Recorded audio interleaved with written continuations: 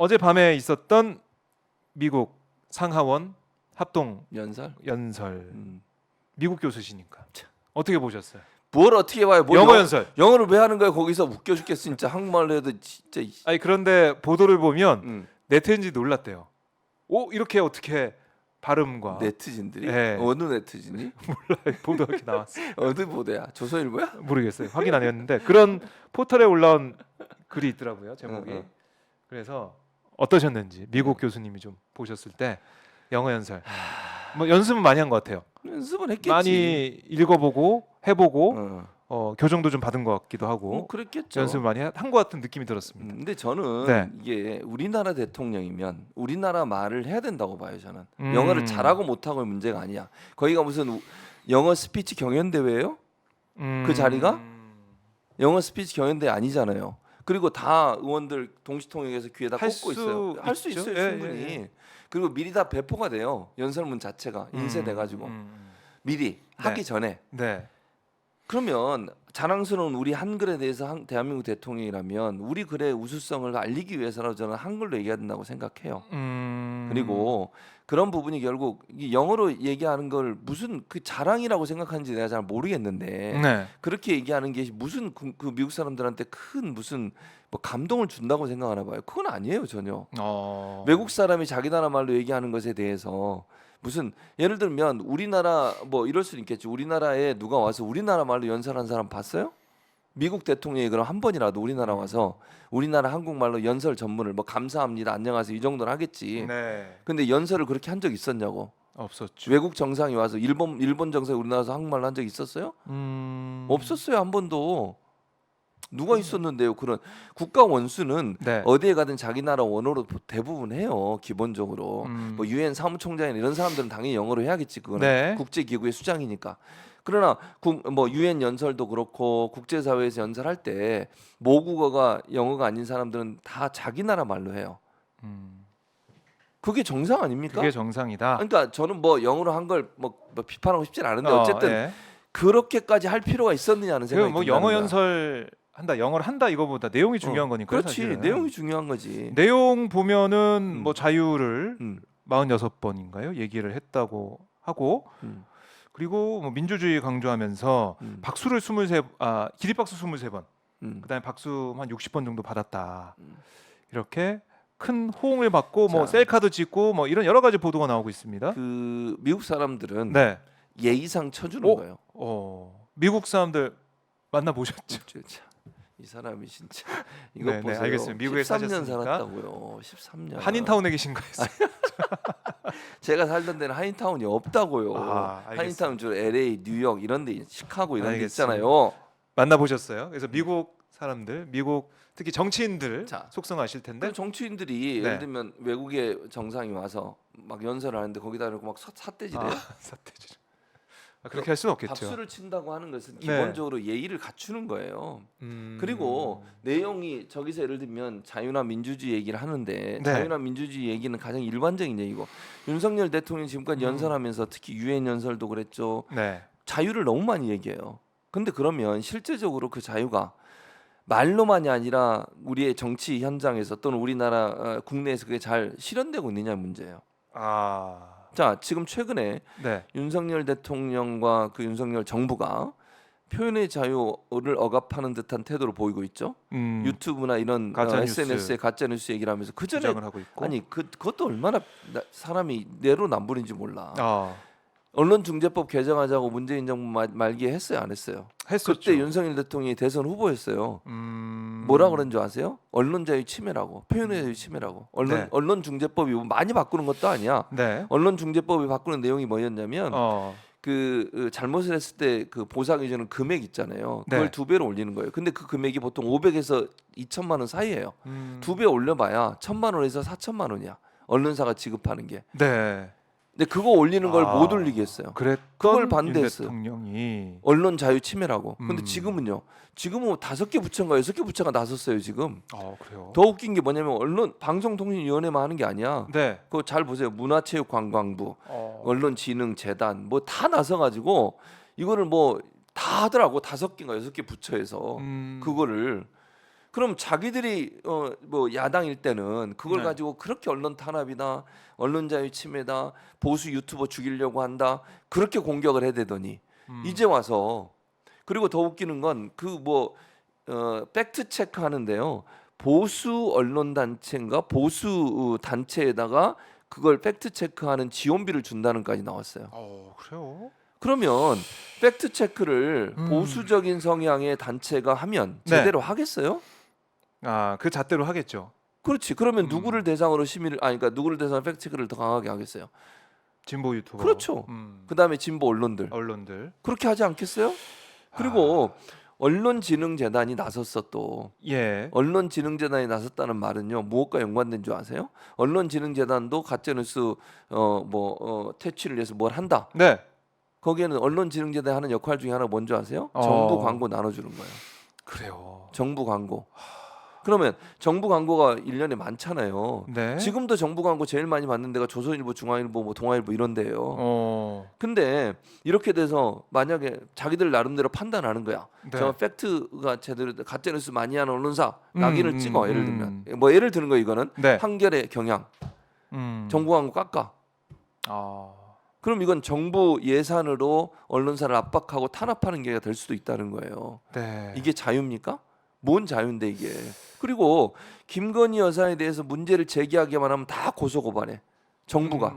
아니 대통령실이나 정부가 언론을 대상으로 또는 유튜버들을 대상으로 비판적인 입장을 내세우는 사람들을 다 고소고발을 해요. 이게 자유입니까? 억압이지? 네.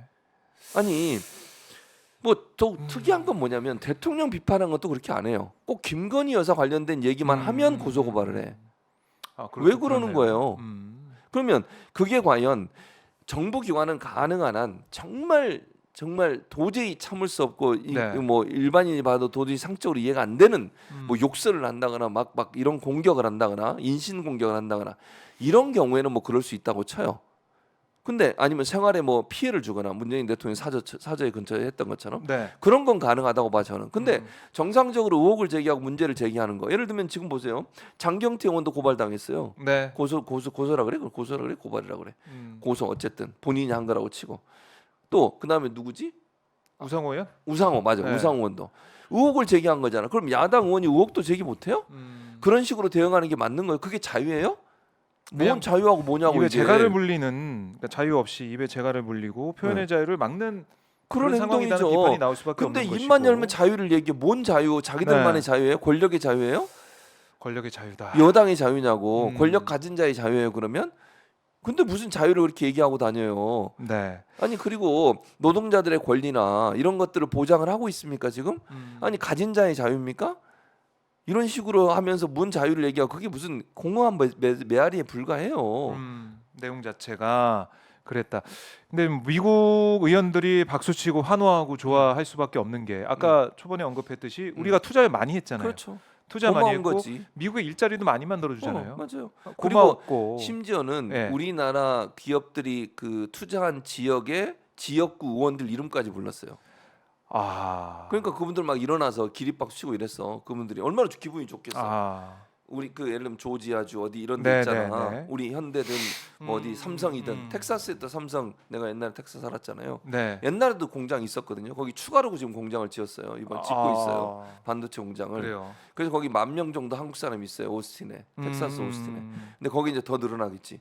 그럼 그 지역에는 인력 충원되죠. 일자리 만들어내죠. 지역 경제 그렇죠. 살아나죠. 세금 거기다 미국 내잖아. 경제가 좋아지는 그렇죠. 건데. 그러니까 그 지역의 사람들을 불러서 막 이렇게 세우고 이러니까 박수 칠 수밖에 없는 거지. 그러면 거기서 그 의회 연설할 때 예. 동맹을 강조하면서 뭐 자유 민주주의 그다음에 뭐 자유의 나침판이라고 했나요? 그 뭐 선도하는 그런 한미의 모습을 계속 강조를 했었는데 거기서 그냥 우리가 어떻게 보면은 동맹이니까 우리 너무 어렵다. 우리나라 경제 그렇지. 반도체 해달라. IRA 개정해달라. 거기 의회에 있는 법 만든 사람들이잖아요. 그렇죠. 그 사람들이 하는 거지. 거기서 우리 대통령이 우리 국민들의 목소리를 대변할 수도 있었을 텐데 그렇죠. 당연하지. 안 해. 안 했잖아요. 그 좋은 기회, 절호의 기회.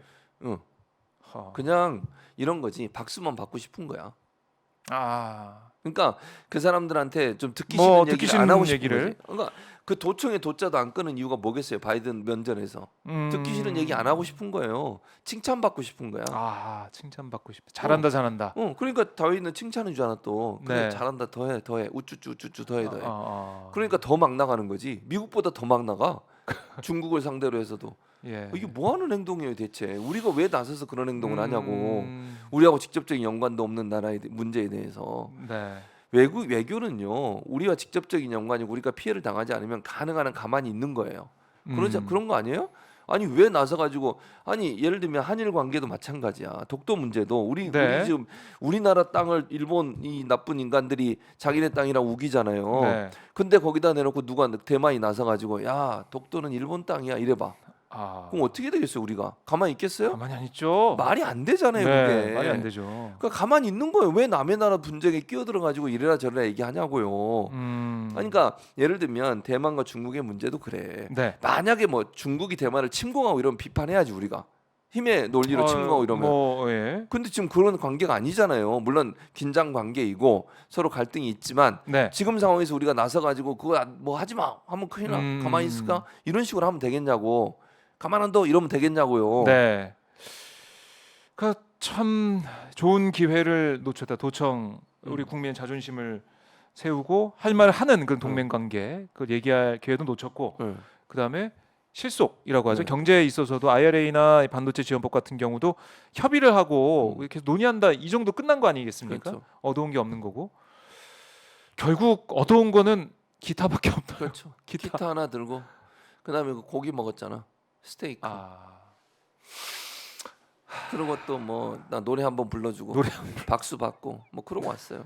네, 기분 좋은 건 아니지만 기분 좋은 시간을 보내고 진짜 왔다. 창피해 죽겠어. 아니 그러니까 저렇게 웃음이 나올까요? 아니 대체 국민들이 볼 때는 얼마나 황당하겠어요. 이게 이번 뭐가 외교를 가가지고 한 번이라도 정말 국민들이 박수 쳐주고 잘했다 진짜 너무 잘했다. 네. 이런 적이 한 번도 없잖아. 외교 갈 때마다 늘 국민들의 걱정이 뭐예요? 사고만 치지 않고 오면 좋겠다.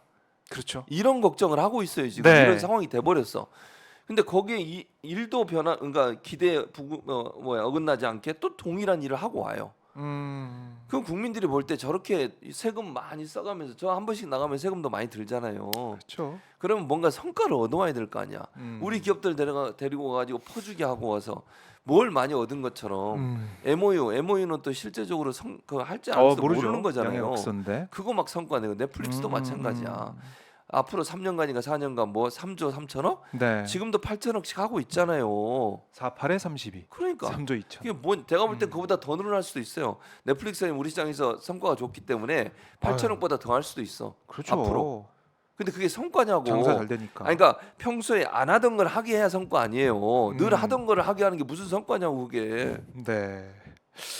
그래요. 자, 지금 아까 저희가 댓글 뭐 하시면서 보고 있냐라고 여쭤봤더니 김영성님이 지금 병원 가는 길에 듣습니다. 화이팅 두 분 이렇게 하셨고요. 김은영님이 응원합니다. 실시간 응원해주셨고 양인준님 나주에서 최지문 교수님이 응원합니다. 감사합니다. 정신없이 일하느라 이제 시청합니다라고 하시면서 실시간 응원. 골든행이님도 실시간 응원해주셨고 정수현님이 이렇게 말씀하셨네요.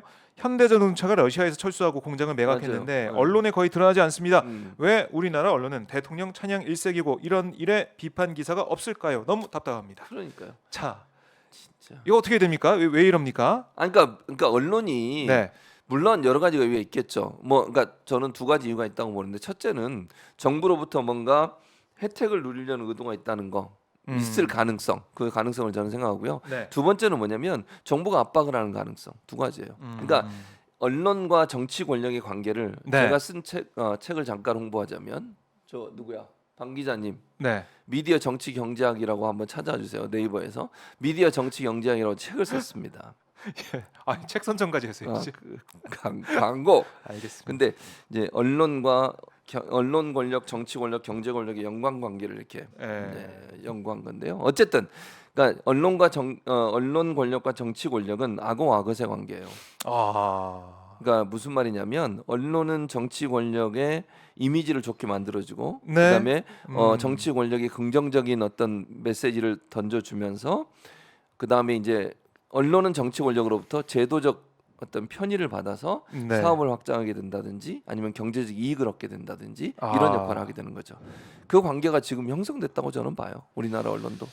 그래요. 정부 광고 받는 것도 그렇고 또 하나는 뭐 예를 들면 정부가 그 언론사에 혜택을 주는 사업을 더 확장하게 한다거나 뭐 이런 네. 종편도 그런 과정에서 나온 거예요. 결국은 아. 이명박 정부 때. 그렇죠. 그때 참 대단했었 난리가 났었는데요. 그렇죠. 지금 그 이후에 언론의 역할, 또 언론의 기사, 뭐 보도 이런 것들이 국민들이 볼 때는 여기 왜 안 나왔습니다. 나오냐라고 하고 있는. 나왔습니다. 제 사진 보십시오. 이거 20년 전인가요? 우리 사진이에요? 한 15년 전인가. 그때 젊었지. 아, 저 때가 좋았는데. 15년 전이면 저 때 사진 멋있지 않습니까? 컨셉 사진을 찍으셔. 컨셉. 야, 정말. 저게 어디서 찍은 줄 아세요? 어디서? 여성 잡지에 찍었어요. 아. 제가 여성 잡지 인터뷰 됐습니다 옛날에. 우와, 인기 많으셨네요. 그때 뭐 이름을 정확히 지금 기억이 안 기억이 안 나는데 나요? 무슨 여성 잡지에 제가 인터뷰했어요. 야, 최주문 교수님의 젊었을 때 모습. 옛날 모습. 옛날 저도 모습. 그립습니다 저 때가. 알겠습니다. 아, 지금도 뭐 아이, 다들 진짜 지진이 닮았다. 지진이 닮았다. 아 그렇긴 하죠. 팬 투표까지 했지 않습니까? 지진이 닮았다라고. 그게 이겼죠. 박정호 네. 기자를. 지진이 닮았다. 최주문 교수님. 자, 얘기를 좀 더 이어가 보면 예. 댓글 그 소개를 해드려야죠. 네, 숙님이 강의 듣다가 이제 보신다고 강의 하셨고, 듣다가? 네. 재정님이 평택에서 최주문 교수님 응원합니다 아이, 하셨고요. 감사합니다. 로리님은 LA 오밤중 11시 30분. LA, 그렇죠. 예, LA에서 보고 계시고 말짜냥님은 저는 자다가 일어나서 커피 한 잔에 커피 땅콩 먹고 있어요. 리니님은 바느질하면서 보고 있어요라고 하셨는데요. 네. 자, 뭐 하시면서 함께하고 계신지 제가 댓글 받고 있습니다.